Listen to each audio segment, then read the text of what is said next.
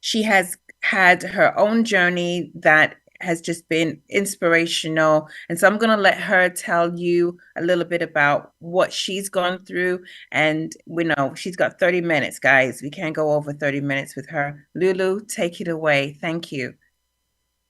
Hello, everyone. First of all, thank you so much, Michelle, and thank you to your organization who has been a beacon of hope to so many people. Um, I'm so excited to just share a little bit about my story and give some tips of encouragement for others who are also on this journey of motherhood. And so my fertility challenges started in 2015 when I got married in 2012, and we started noticing that something was not happening, right? I wasn't conceiving children.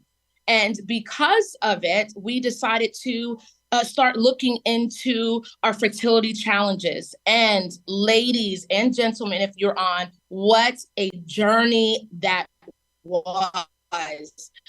Um, and through the journey, here are some one stressing is not good for your reproductive health.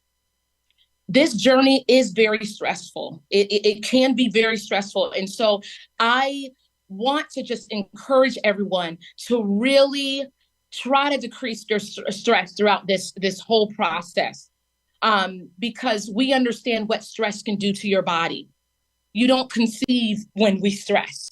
And so I had to learn methods of de-stressing myself, whether it's going on walks to the beach or even thinking about moments of me being a mom and what that looks like and writing in my journal. And so finding a support system that would assist me throughout this journey as well. And that's point number two, finding your tribe. Because if you have your tribe that's supporting you, whether it's your family or a support group, I joined several support groups, and I just found that very comforting, of women who were going through what I was going through. And I was asking questions, and they were giving me what they went through and advice and all that good stuff.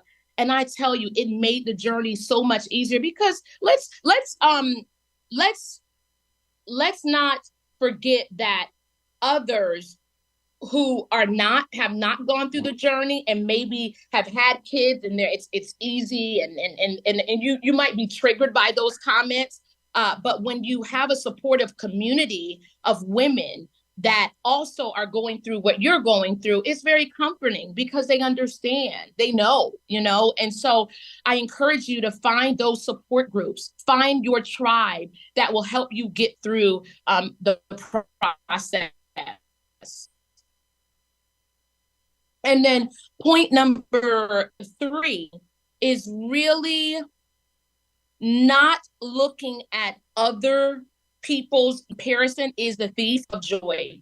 Because when you start comparing yourselves to others, it gets you down. It's like, oh, it's happening to her. Why isn't it happening to me? You can think like that. But many of us will celebrate one another, and that's important, celebrating each other. But we understand that we could look at someone's journey and compare it to ours and like, okay, I'm not there yet, or why am I not there yet? Celebrate your wins throughout this process. Okay, anything, a great lab work, celebrate that win. A great doctor's report, or areas where we could look to improve in our reproductive health.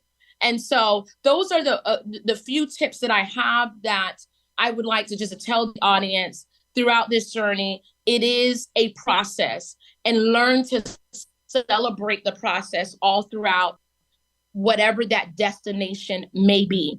And my title, Victory Over Loss, that's what it's all about. I did. In 2019, I miscarried. I finally got pregnant and I miscarried. Yes, it hurts. I'm not going to tell you it doesn't hurt. And that is my angel baby, always will be. I look forward to seeing my angel baby in heaven someday.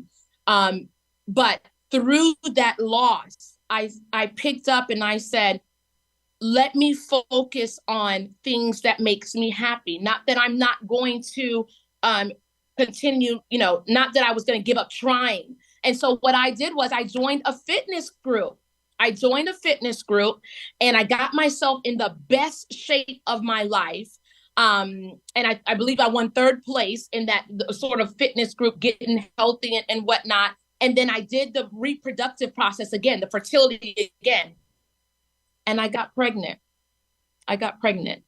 And so, but I was in a happier place. I wasn't trying to focus on, I'm going to baby make, what's going on? I was in a happier place. My stress was decreased. I had a great support system, a great tribe of women who encouraged me. And I felt like the process just went a little more seamlessly. So there you have it. That's my story. And yes, I am actually at a conference because I was awarded an award last night. And so I'm here to thank the organizers, but which is my sorority, Zeta Phi Beta. But I could not say no to you, Michelle. I could not say no to this opportunity to speak to someone. I wanted to share my story so in hope to inspire anyone who's on the call today.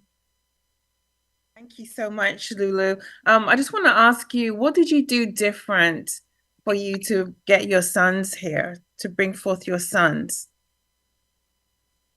Very good. So as you know, going through fertility, there is a lot of trying to figure out what works for your body. Fertility is not an easy thing to discover, okay?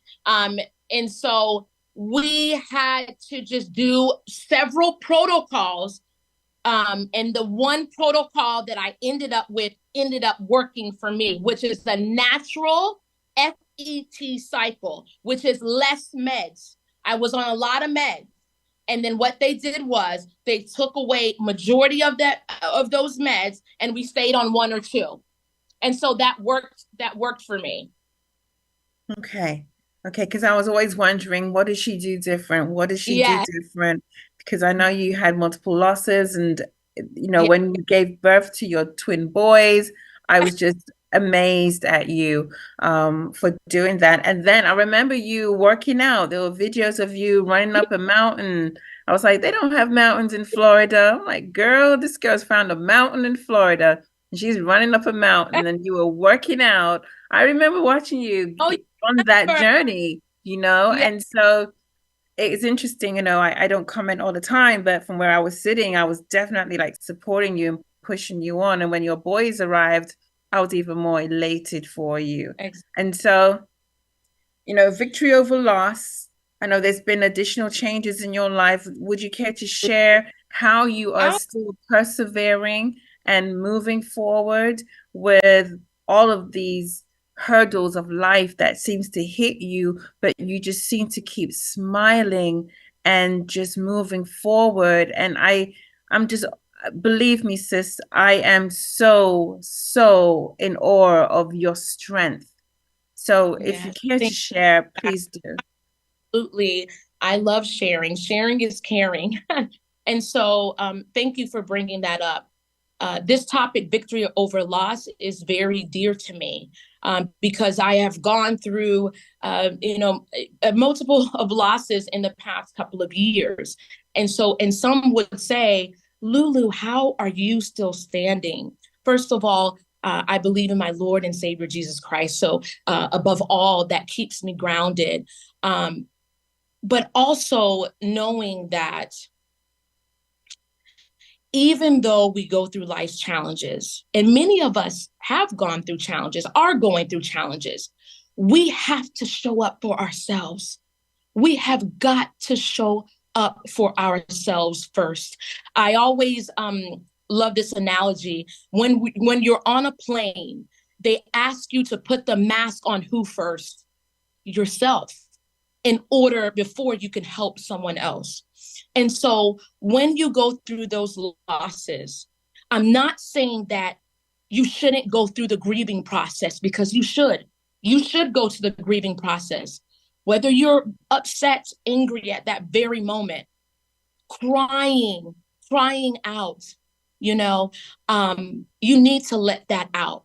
But I'm encouraging you to not stay in there, not to stay in that place, because we all know it's not great for your mental state. We know that because you can get into a very dark place. And I went through the grieving process by having that miscarriage in 2019, a child that I yearned for that was now gone after a couple of months. And then losing my life partner, my husband of 10 years, right after we conceived our miracle babies. And then after that, going into open heart surgery with one of the twins. Very devastating challenges that has happened in my life. But what I've realized is that your life is destined to be what it is. You have to take on those challenges and learn to redirect them into something positive. And my promise is to show up for myself first and to help anyone out there that need a word of encouragement.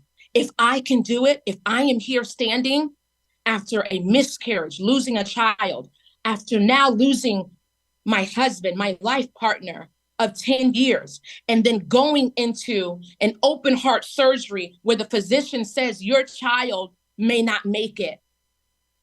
Ladies and gentlemen who are on the call, you can do it. You can be victorious over your challenges.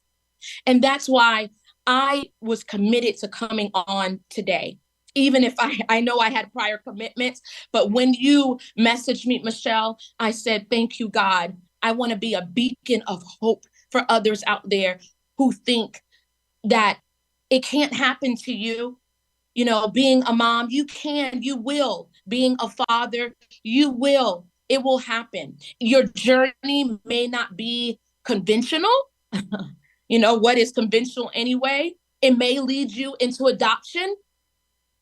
But if that is your lifelong dream to be a parent of a wonderful child, it can happen to you. It can. And so I thank you. I hope that I've encouraged anyone out there on this fertility journey. I did it. You can do it too. I'm going to let you go. And I just want to say thank you, thank you, thank you so much for taking some time out to join us today at the South Florida Fertility Expo. Please enjoy the rest of your day, and I'll see you Wonderful. soon on Facebook. How to find me, just in case, you know, you could Definitely. follow me on my Instagram, Lulu Orange Inc. Or my Facebook page is I have a Lulu Orange Inc. Facebook page, or Lulu Orange Tyson. If you need just a word of encouragement, please DM me. I am there, or you can email me Lulu Lulu at luluorange.com. That's LULUORANGE.com. Thank you, Awesome. Michelle, and South Florida Fertility Expo for putting on yet again a wonderful event for us all. Thank you so much, Lulu. Have a great Thank day. you. Thank Awesome. you. Okay, guys, stay tuned for our next speaker, the lovely Marlene Desiro. She's going to be talking with us. So, hey, let's stay tuned.